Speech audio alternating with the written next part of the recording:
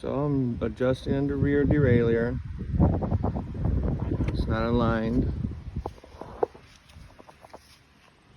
It's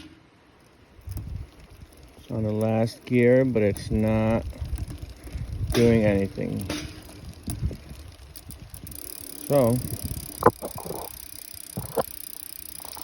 what you gotta do is get on the small